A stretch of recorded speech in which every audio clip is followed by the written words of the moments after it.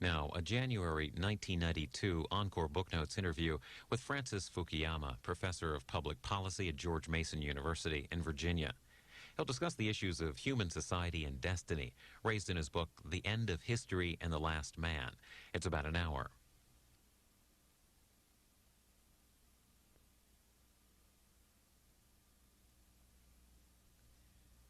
Francis Fukuyama, author of the book, The End of History and the Last Man. What's it all about? Well, it's an imposing title. The book is about the question of whether there exists such a thing as what I would call history with a capital H.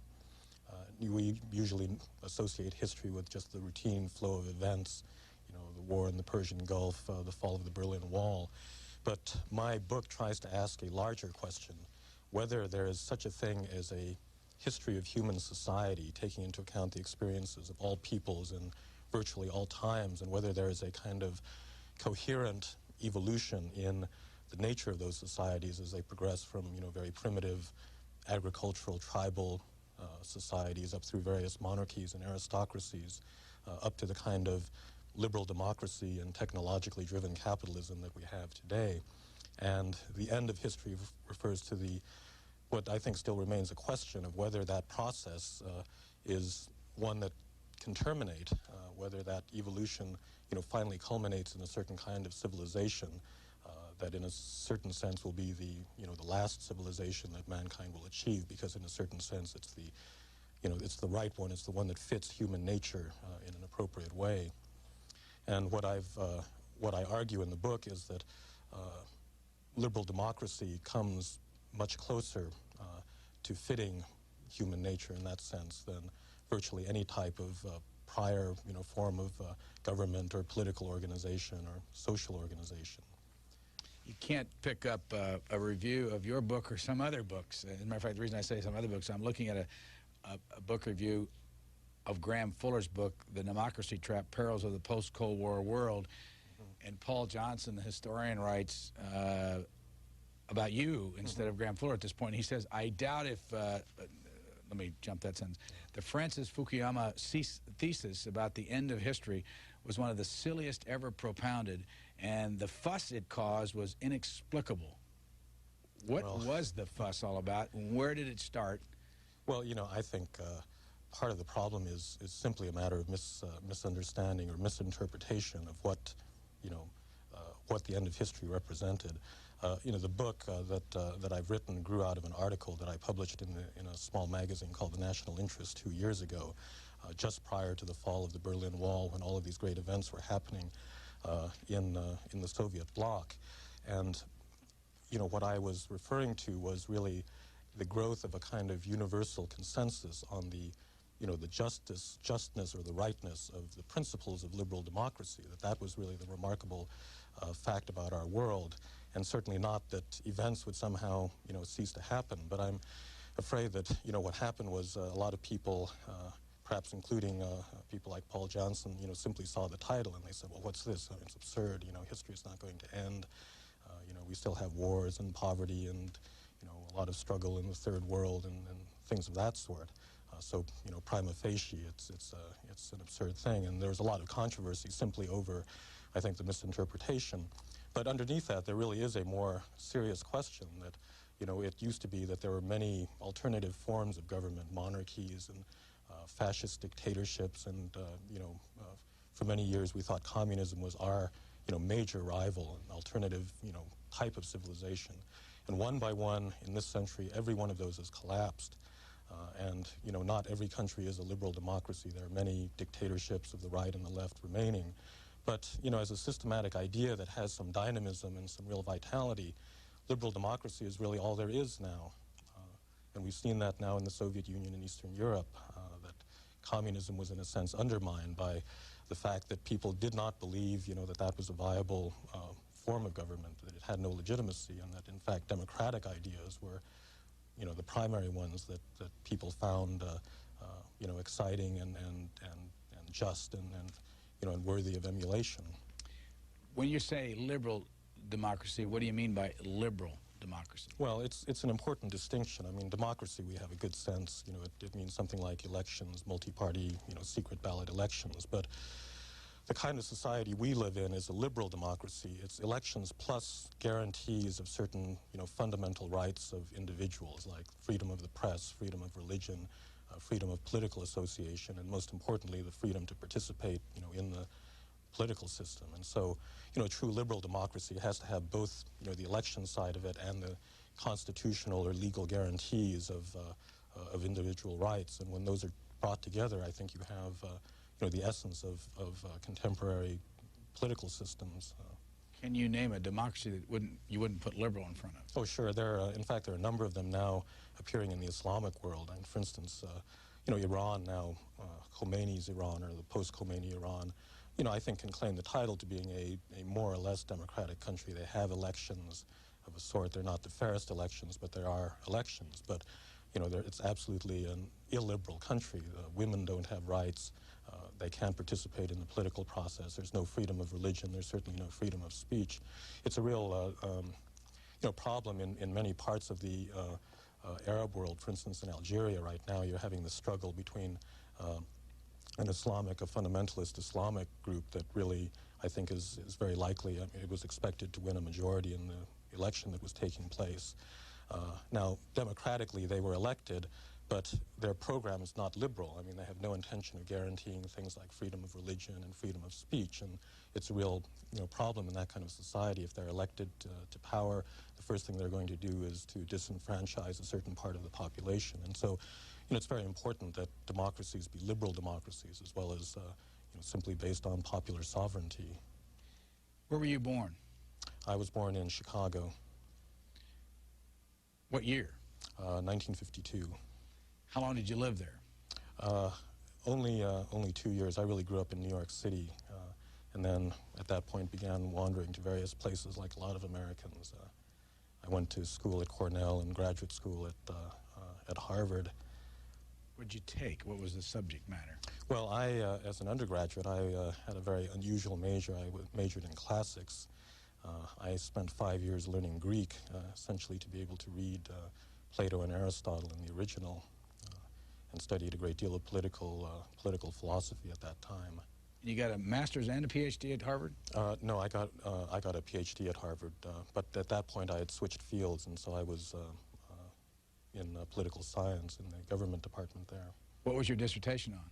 Well, it was a very unphilosophical subject. I wrote on Soviet foreign policy, or Soviet foreign policy in the Middle East. And you were born in Chicago, moved to New York. What did your mother and father do for a living? Well, my father worked for many years in the National Board of the United Church of Christ. He is, you know, by background a minister, and then later he became a professor of religious studies at Penn State, and then went on to the Chicago Theological Seminary in Chicago. So he had gone to the University of Chicago originally and then returned for full circle in a certain sense towards the end of his career. And my mother, you know, met him originally at the University of Chicago, but at that, you know, later was a mother and a housewife. Where do you live now? I live in Washington. What do you do now? Well, I've spent the last couple of years writing this book. I'm a resident consultant at the RAND Corporation, which is one of the oldest think tanks doing, you know, foreign policy, national security kinds of studies. And that's where I worked before I moved to Washington, where I did studies of Soviet foreign policy and Middle Eastern politics, that sort of thing. Besides your PhD in political science at Harvard and working for the RAND Corporation, what else have you done? Well, I have worked in the State Department. I was there twice. I was there in the early 80s on the policy planning staff, which is it's a small office that's attached to the Office of the Secretary of State that's supposed to give advice on, you know, long-term foreign policy, you know, ideas.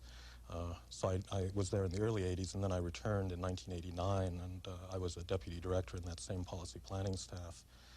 But my second State Department career was cut a little bit short by the publication of the original article on the end of history, which led me to write the book.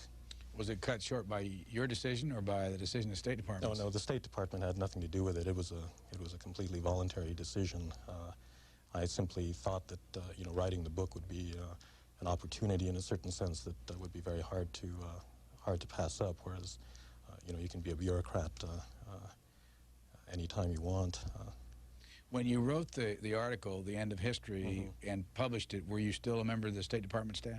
Well, I had written the article actually when I was at the RAND Corporation before coming to the State Department.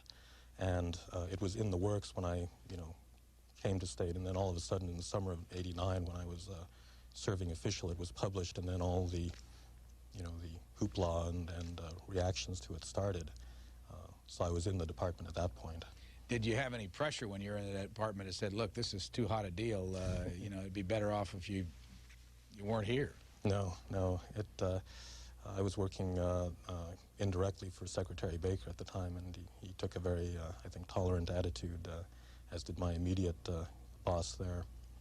Is Fukuyama Japanese by ancestry? By ancestry, yes. How far back do you go before you have people that were born in Japan? Well, my mother was born in Japan, and she came to this country in 1949, and my father was born in Los Angeles, and his father came in 1905. So it depends on which side of the family you go back to. Back to the book. You have a chart. I don't know if we can get a close-up on it or not. I should have waited till the camera was on you so they could get real close on it. But this chart basically is what? Well, it's a table showing the growth in the number of liberal democracies around the world all the way back to the 18th century. And it really shows a kind of long-term and, I think, a very widespread spread of democratic institutions. Right here, this line long here is 1990. That's right. And all those countries are now liberal democracies, and you can see out here in this area they were not. You can even switch the page here and see some more of them on this page. And again, almost all of them are liberal democracies. What's left?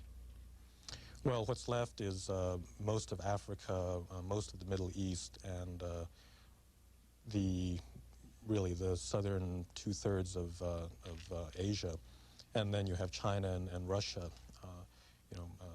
or the former Soviet Union, which is going through a very, traumatic process of democratization.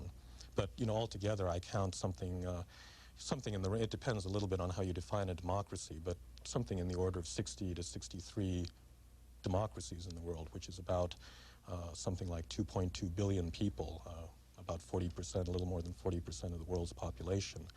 And that compares in 1790 to only 3 democracies, France, the United States, and Switzerland. So the progress of the spread of democracy, if you take a sufficiently long-term view of it, has been really, quite remarkable. And it's a progress that has not been linear or uniform, because we've had, tremendous setbacks, like in the 30s, under the impact of the Depression and the looming, outbreak of fascism. Many democracies were overthrown in Europe and elsewhere, and again in the 1960s and 70s in Latin America. You had many democracies that were overthrown. But what the table, I think, shows is that, we tend to take a short-term look at the little, peaks and valleys.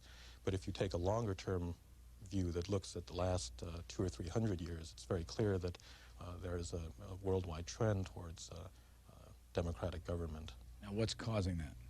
Well, I really have 2 very separate explanations that I go into in the book. The first really has to do, in a way, with economics.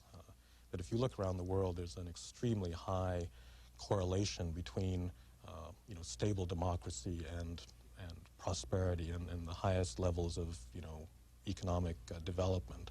So if you look at Western Europe, Japan, North America, these are all areas that are both, highly advanced technological capitalist countries, and they're also very stable democracies.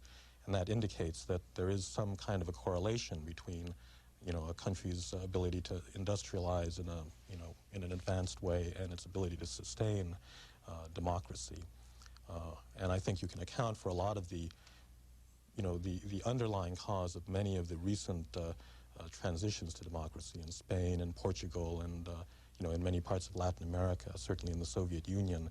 It does have to do with the fact that as economic development occurs as a country industrializes, as it becomes more urban, it becomes therefore more educated. You create a certain kind of middle class that, you know, is raised and trained, you know, to be literate, to, you know, take an understanding of their own affairs. And, you know, ultimately, I think people like that, you know, a middle class society like that begins to demand a certain degree of democratic participation.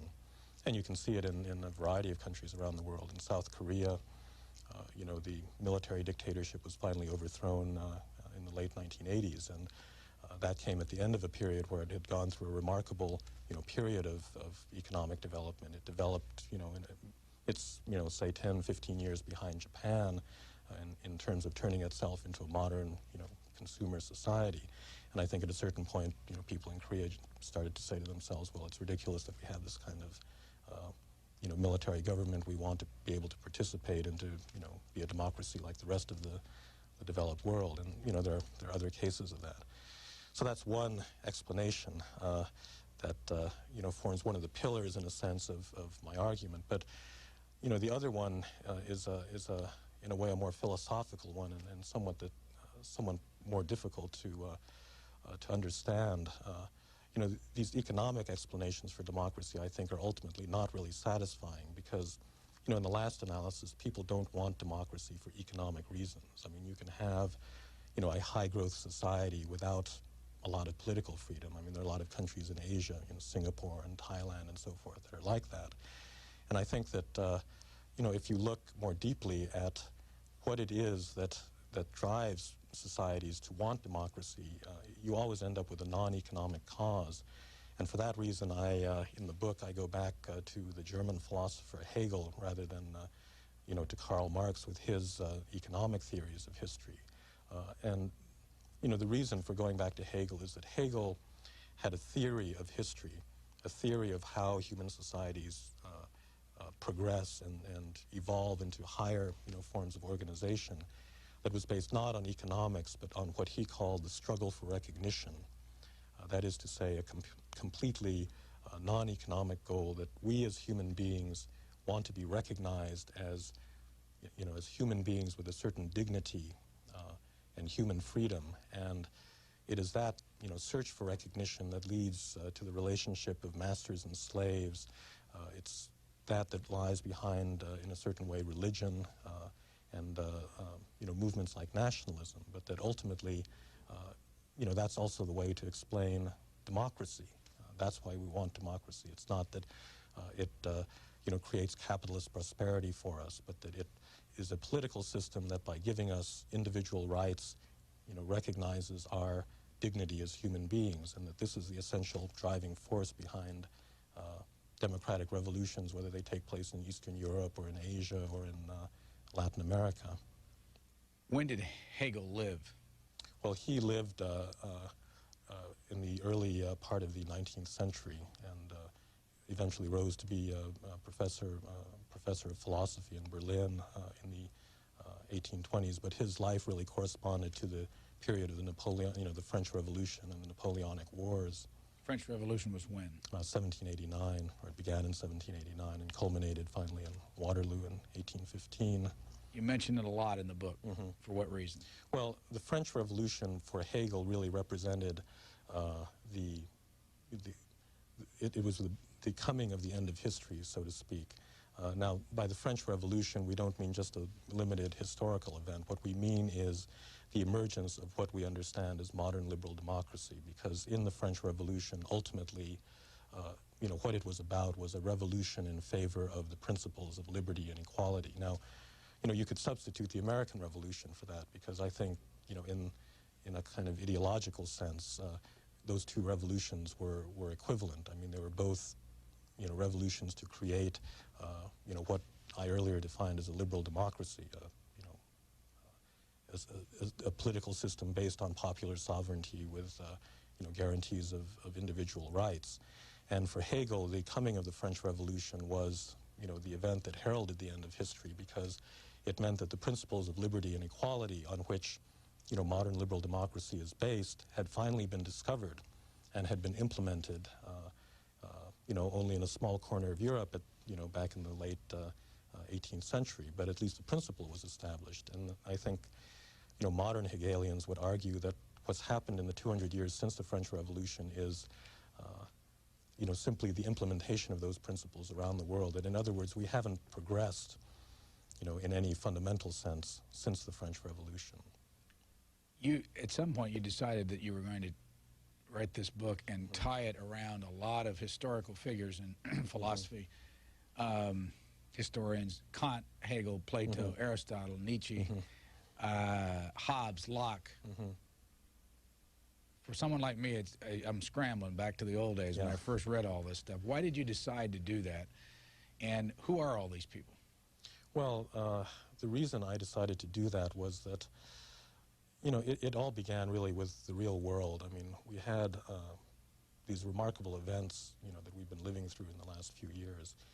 The collapse of communism, but before that you had a whole series of democratic revolutions in in Latin America, in Southern Europe, and so forth. And it raises certain fundamental questions about whether there is such a thing as a direction to history, and whether there's some larger process that somehow the newspapers miss in their day-to-day commentary. And, it turns out that these questions have all been addressed in the past, and they've been addressed by, the greatest minds or the greatest thinkers in the past.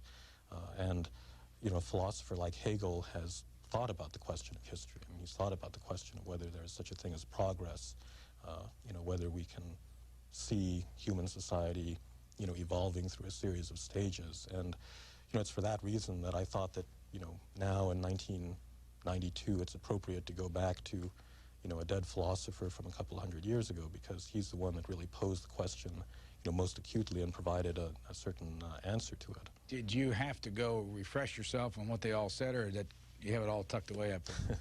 Well, of course, in the course of writing a book, I had to, I had to go back to the original text. A lot of them I hadn't really read since I was in graduate school. When I was a graduate student, I was very much interested in political philosophy, and these were all very live authors, for me in many ways. And so I had lived with them in a certain sense, in all the years when I was doing very, day-to-day, policy-oriented things, the sorts of things they do here in Washington. But really one of the pleasures of writing the book was the opportunity to go back and reread some of these political philosophers, and indeed to read a number of books that I hadn't read previously, and to actually learn something in the process. Besides Hegel, who of that list that I gave are the most interesting to you? Well, I think the other, the other towering figure that is really by far the most important was the German philosopher Friedrich Nietzsche. And it's from him that the part of the title, The Last Man, comes, because he, in a certain sense, was the philosopher that argued that, well, yes, if there's been historical progress, perhaps, but it's led not to, greater human happiness, but to a total disaster. And in a way, the book is about, you might say, a dialogue between these two philosophers as to, how we ought to evaluate the goodness, and how satisfactory is our society at the end of history. How about your own political philosophy at this stage? What would you call yourself? Well, I call myself a liberal in the classical sense. That is, I believe in liberal democracy. I believe, very firmly in the need for human beings to govern themselves according to, the rules of constitutional government. And in contemporary American politics, in a sense, we're all, liberal Democrats, but I would say that, I tend to favor a kind of strict, sense of that the power of the state ought to be limited in both, politics and economics. In your acknowledgments, you mention a number of people that the audience may recognize, and I bring them up to ask you if there's a certain thread of philosophy here. Alan Bloom from Chicago, John M. Olin Center for Inquiry into the Theory and Practice of Democracy at the University of Chicago. You know who Olin was? Well, he was a philanthropist, and there's a foundation that that was established in his name that has funded the the center for the study of essentially it's, the relationship between political philosophy and real-world, politics at the University of Chicago that's headed by Professor Bloom. You also think Owen Harries, the editor of the journal The National Interest, who owns the National Interest? Well, the National Interest is a very small magazine devoted to foreign policy that is published by Irving Kristol.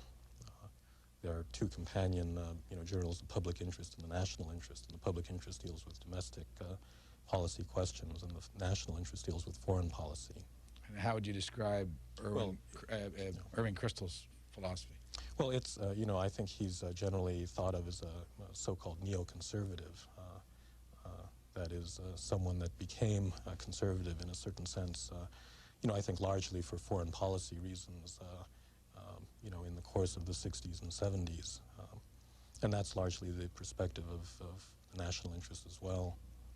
You also say most important of these has been Abram Shulsky, who will find many of his ideas and insights recorded here. These are people that you've had conversations with. Who is Abram Shulsky? Well, he was also a student, like I was, of Alan Bloom's back at Cornell, and then he went to the University of Chicago, and he's a close friend of mine who currently works for the U.S. government here in Washington. But there's in a certain sense quite a few of us here in Washington that have this kind of common background where we're involved in nitty-gritty policy issues in our quote-unquote real lives. I mean, that's what our jobs are about. But we've had a background in political philosophy, and we think that those issues are very important, and we want to and it's very good having that kind of a support group in a certain sense, because you have people that you can bounce these more philosophical ideas off of. You dedicate this book to Julia and David. Who are they? My daughter and my son. How old are they? Just 3.5 and 1.5 at the moment. And who did you write the book for? What level of understanding? Well, that is a very that was a very hard thing to do in writing this book, because on the one hand, I wanted to address the very difficult philosophical issues. I mean, the question of whether there's a universal history, whether history has a directionality, whether we can say that there's such a thing as the end of history. But on the other hand, I had wanted to make the book accessible to a general reader who was educated, broadly speaking, but not a specialist in either philosophy or political science or any of the topics that I cover. And so, in a way, I had a rather schizophrenic sense of my audience that, on the one hand, it was this general audience, but on the other hand, I knew that there would be a whole battery of specialists, specialists in Hegel and specialists in development theory and economists and sociologists that would also be there with a microscope analyzing the different parts of the book that dealt with those specialties as well. So it was a very challenging thing to do. I think one of the ways that I tried to deal with it is simply by putting the stuff for the specialists in the footnotes, so that the general reader doesn't have to be bothered with references and complicated counter arguments and that sort of thing. So there's a big apparatus as far as that's concerned, but I tried to stick more to the broad arguments that are more generally accessible in the text itself. Let me ask you, this is off the wall, but Paul Johnson criticized you in that review. Mm-hmm. Paul Johnson, do you know him? No, I don't. I know his books, but I don't know him personally. Okay. I remember reading the Broder-Woodward series on the Vice President, and the Vice President said the book that he has spent the most time with is Paul Johnson's Modern Times. Mm-hmm. When you hear that as someone who pays attention to words closely, what does that say to you? Paul Johnson's criticizing you. The Vice President is reading his book. Is there a philosophy there that Paul Johnson has that we should know about? No, I don't think so. I must say, I mean, from the moment my article was published, it was criticized, virtually by everybody. As I said, some of it on the basis of, I think, simple misunderstanding, but there was no particular, political bias to the criticism. That is to say, conservatives and liberals and people in the center all, took issue with different aspects of it. back in, with the original article, I think conservatives tended to say, well, you shouldn't count communism out, prematurely. They're still a powerful force in the world, and that sort of thing. And liberals or people more on the left tended to say, well, this is an inappropriate self-congratulation of, the United States or of liberal democracy or of, the West in general, and it's not really such a perfect society, and, we have a lot of problems yet, and that sort of thing. So it's very hard to, to overinterpret the fact that, the vice president is reading, someone like Paul Johnson and drawing different conclusions because, there are all sorts of political standpoints from which you can come at it.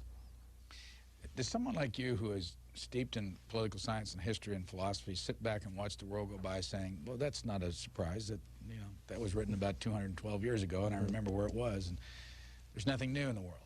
Well, I wish I could say that, but the course of world events has been, just absolutely remarkable and totally unpredictable in the last 5 or 10 years. If you had asked me 10 years ago, when I was training as a professional, Sovietologist or specialist in that part of the world, is it possible that communism could collapse, by the year 1992? Not only communism, but the Soviet Union itself, I would have said, absolutely ridiculous.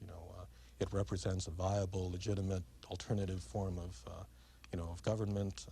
It's very strong, internally strong, and, I expect it to be around the rest of my lifetime, and I think virtually everyone else did. And, that's one of the wonderful things about the world right now, is that all of these developments are happening that nobody really anticipated would happen, and as a result, world politics is just, careened off in new directions. I mean, right now in the Soviet Union in Eastern Europe, you're seeing a very major geopolitical transformation, and I don't think anyone can really predict, what's going to come out at the other end of that. You write a lot about something called the struggle for recognition. Mm-hmm. What's that all about? Well, the struggle for recognition is, in my view, the motor that drives this process of human history. And it's a concept that comes from Hegel, but I don't think you really need to read Hegel to understand it, because there's a very, commonplace, way that it can be understood.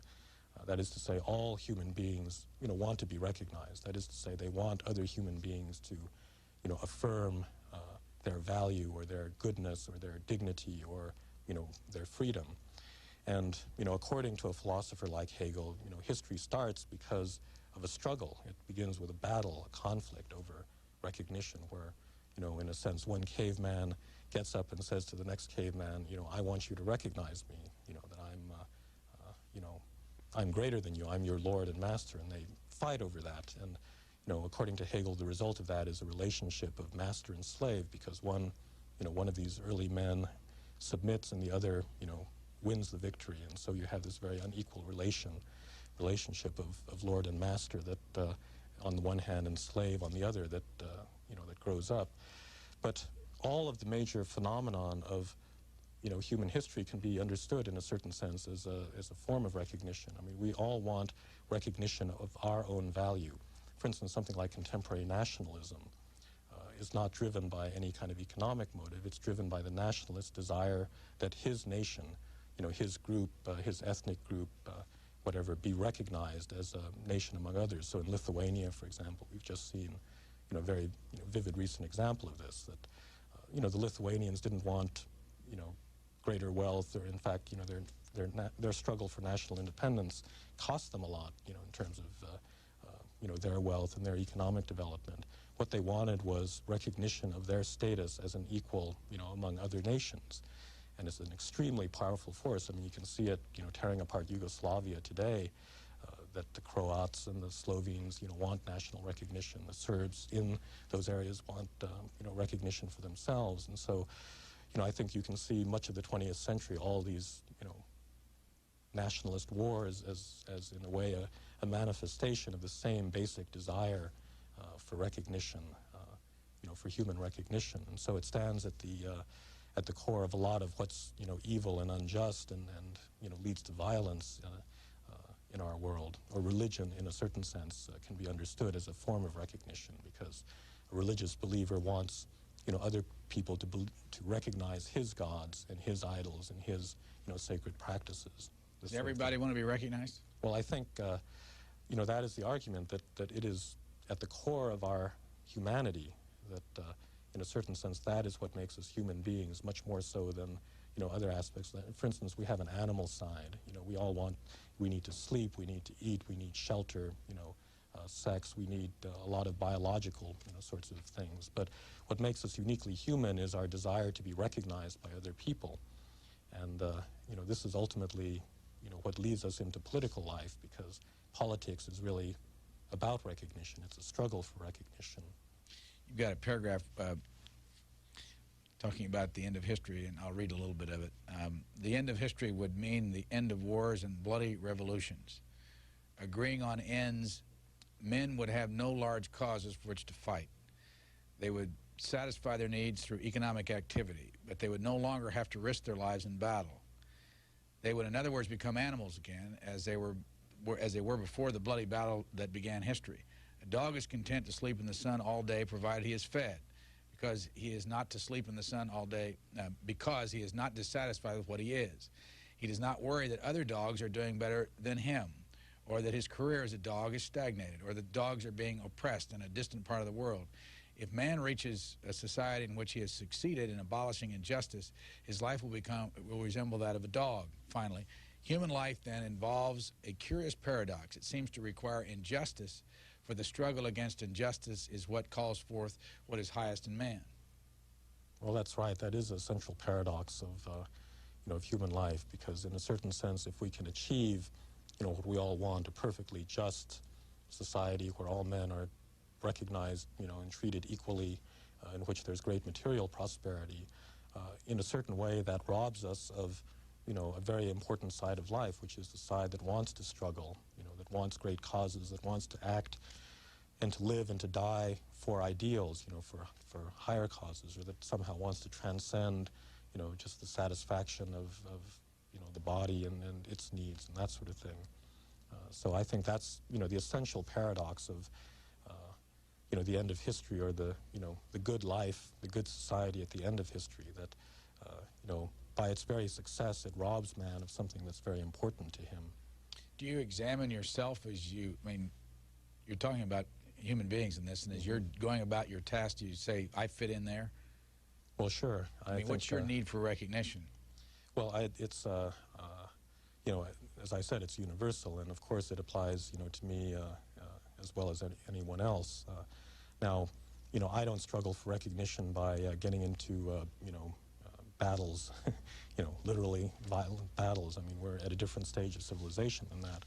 But you can struggle for all sorts of things. I mean, you can struggle to write, the most serious book on politics and philosophy, or, the struggle for recognition, I think, permeates everything, and what makes it important is it's really the basis for any kind of human excellence.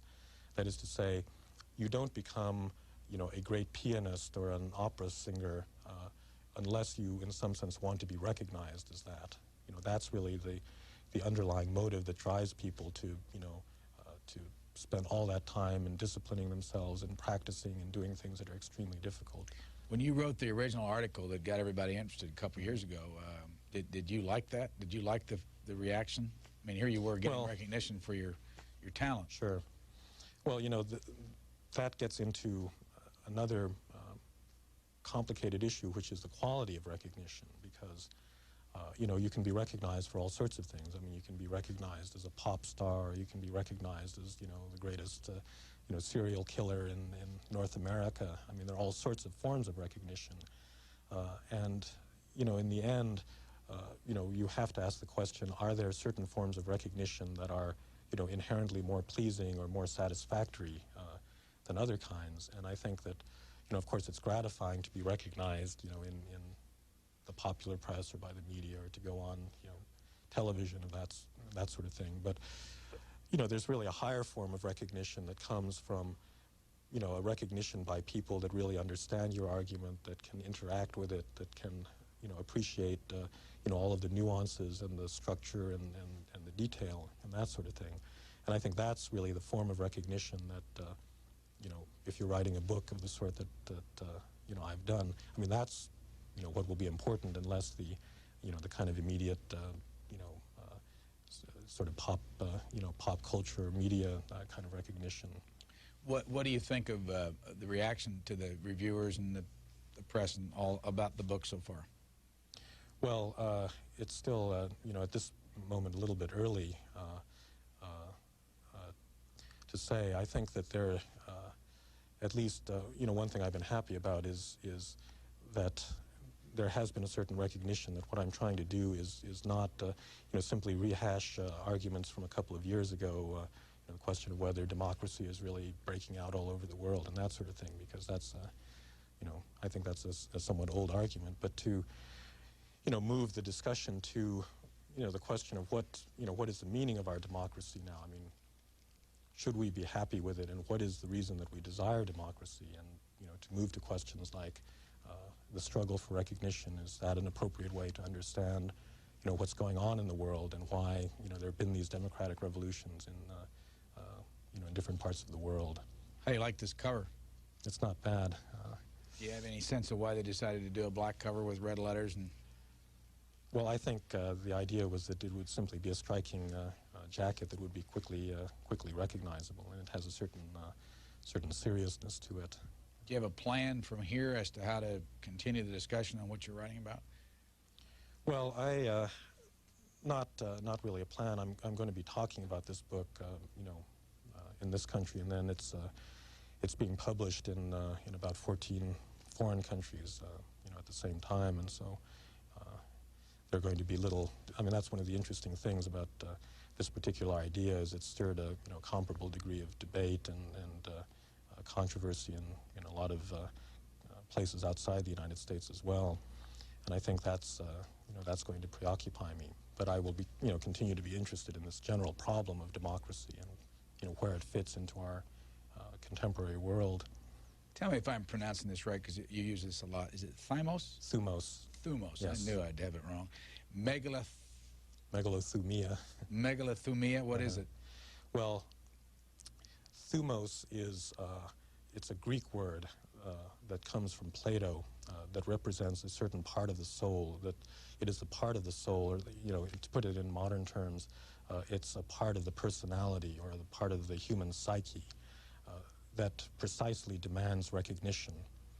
And according to Plato, there are three parts of the soul. There's the desiring part, so we understand what that is. It's like the part that desires food and water and so forth.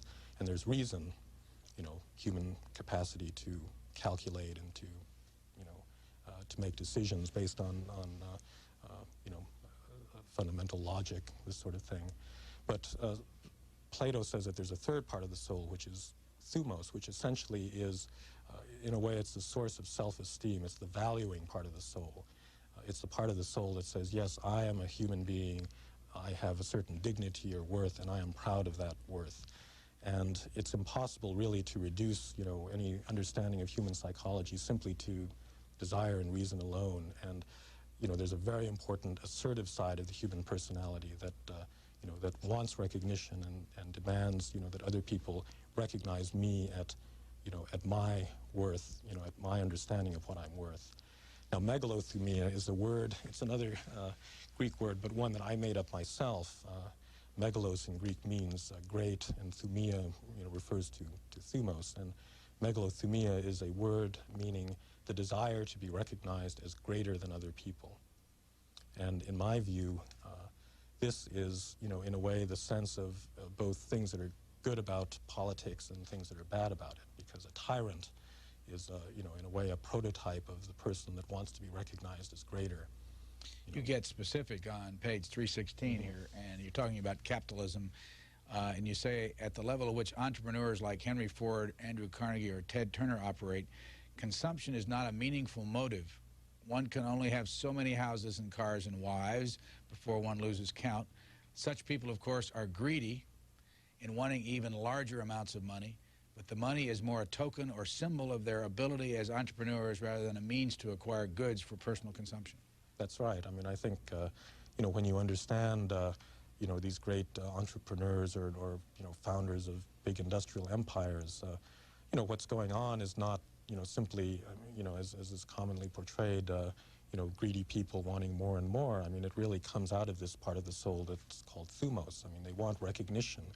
You know, a guy like Ted Turner, you know, at this point, I mean, in his career, you know, he has all the money that he can possibly use. I mean, what he wants is, you know, I don't know if it's being Times Man of the Year exactly, but, you know, he wants people to think of him in a certain way, that, you know, he's the man that founded CNN, that created an entirely new media business that, you know, has done something that the networks could never do. I mean, that's pure recognition. You also write later on, it says, it is in the very design of democratic capitalist countries like the United States that the most talented and ambitious natures should tend to go into business rather than into politics, the military, universities, or the church. Mm-hmm. Why? Well, I think that's right, because, you know, if you say that, you know, we are potentially threatened by would-be tyrants that have this megalothumia, that want to be recognized as greater, it is much safer if they become Ted Turners than if they become, you know, let's say politicians or military, you know, people that will, you know, turn their desire to be recognized as greater into, you know, some political, you know, movement or cause. You know, in a way, it would have been much better if, you know, if Hitler had stayed out of politics and gone into the sign painting business and then become the Ted Turner of, you know, of house painting in Germany in the 1920s. I mean, he would have made a lot of money. He may have gotten quite recognized as a very innovative, you know, house painter or whatever. And we would have been spared, you know, a lot of the fascist politics of that period. And I think that, you know, part of the wisdom of the American founding was an understanding that, you know, this kind of business activity would be able to absorb the talents and ambitions of, you know, of people that were inclined in that fashion, but turn it to a kind of public good so that, you know, they produce wealth for, you know, the rest of society. But the main thing is that they're kept in an occupation that uses their ambitions and talents and gives it a certain outlet without creating a political tyranny as a result. Later on, I'm going to leave something out here, and you may want to fill in the blanks. The result is that modern leaders seldom rule, they react and manage and steer, but are institutionally restricted in their field of action so that it is hard for them to leave their personal imprint on the people they govern. Well, I think you can see that, you know, in our country, that we have a constitutional system that is essentially designed to constrain ambitious people. It's designed to constrain people with megalothumia, you know, the Napoleon or the Stalin or the Saddam Hussein that, you know, would enter American politics and want to, you know, turn it into some kind of a, you know, dictatorship. And that's why we have this system of checks and balances and the three branches of government and that sort of thing to constrain political ambition. First of all, you know, ambition is pushed into the area of business and economic activity. And for those that are not satisfied by it, they have, you know, the system where they have to go around, as they're doing in New Hampshire, kissing babies and you know, promising, you know, voters, you know, that they'll deliver on certain goods, but completely constrained by a system of law, you know, that forces their, you know, their political energies into certain very safe, you know, and well, perhaps not productive, but at least not terribly harmful directions. And that's, in a way, the genius of our political system. When you got into politics back here, and why did you get into politics? Well, because, you know, I was really a foreign policy specialist, and it seemed to me that the gravest issues, you know, at that time were those of war and peace, you know, U.S.-Soviet relations, the arms race, instability in the Middle East, that sort of thing. How close did you work to George Shultz? Well, I worked, you know, several bureaucratic layers down from him, but I was a member of the policy planning staff and worked on, at that time, mostly on Middle Eastern issues. What about Jim Baker? Well, I was one level up, but in a way in a more you know, central role, because I was working on you know, U.S.-Soviet relations and German unification and a variety of issues like that. Do you have any desire to take another couple jumps up? I mean, are you going to stay with this stuff for a long time? Well, I don't know. You know, when I quit the government to write this book, I had always intended to go back into government, you know, when it was over. But in a certain way, I've had such a good time writing it that, you know, I think that maybe that, you know, I'd like to do more of it. I forgot my train of thought. I had a question I wanted to ask you. I want to go to another chapter. Why the chapter titled A Vacation in Bulgaria? Well, that is a, it's a chapter that is in the section that describes what the struggle for recognition is. And the important point that I was trying to make in that section is that in a way the real problem with communism, with communist societies, was not that they were economically inefficient or didn't produce a West German standard of living for East Germans. The problem was a kind of moral one, that it forced people to make compromises with themselves, with their thumos in a way was compromised. They could not rise above themselves precisely because these communist governments dangled a kind of consumer culture in front of them. It wasn't a very rich consumer culture, but they dangled things like a better apartment or a refrigerator or possibly a car or a vacation in Bulgaria. I mean, that's their equivalent of the Grand Bahamas, in front of people. And it said, look, if you people want to be parts of this system, if you want to have a successful career, if you want to get along, if you want your vacation in Bulgaria, then you have to sign this petition denouncing your colleagues, or you have to shut up, when you see someone being, unjustly persecuted by the party, and that sort of thing. And, I think if you look at the writings of someone like Václav Havel, you'll see that that's precisely what he identifies as the real evil of the system. I mean, it wasn't that, it produced shoddy goods and no food on the shelves. It was that morally it was a bankrupt system because it really made people accept this Faustian bargain, in a sense, to trade away their souls for the sake of a few, meager consumer goods. You used the greengrocer story with Mr. Havel to make a point. What was it? Well, he tells this very, amusing story in an essay that he wrote while he was still in jail called The Power of the Powerless, in which a greengrocer hangs a sign in front of his window that says, "Workers of the world unite," and Havel goes into some of the psychology behind why he should do a thing like that. And he said, well, does he really believe that the workers of the world should unite? And he says, well, no. The real reason that the greengrocer did it is that he's afraid. He's afraid that if he doesn't put that sign in his window, then the communist authorities will come and, they will harass him or threaten him with jail or various other, terrible things that they could do to him. And Havel says, what the sign really says, if you can look beneath the surface, is not "Workers of the world unite." It is, "I am afraid. I am a humble greengrocer living in this political system, and I know that if I don't go along, I will suffer the consequences, and therefore I'm obedient, and I want to show my superiors that I'm obedient." And so in a way, I mean, this is a way of his demonstrating, the moral complicity that was required to, live in that kind of society. And he said that, people could avoid facing up to that because they put up a high-minded slogan like "Workers of the world unite," and they, because of ideology, they could tell themselves, well, I'm not really compromising my moral worth. What I'm doing is, saying some high-minded slogan. But nonetheless, that compromise existed, and that was the real, that was the evil of the system. You said that you learned a lot of Greek and you were able to read Greek. Can you still read it? No, I haven't, I haven't used any of my Greek in probably 10 years now. Could you speak it, or just? Well, what I learned was not modern Greek, but Attic Greek, which was the Greek that they used in 5th century Athens. And today nobody really knows how that was pronounced or spoken. And it's quite a bit different from modern Greek, but I could read it pretty well. How many languages can you speak? Well, I can speak French and a bit of Russian, and then I know, a smattering of other languages.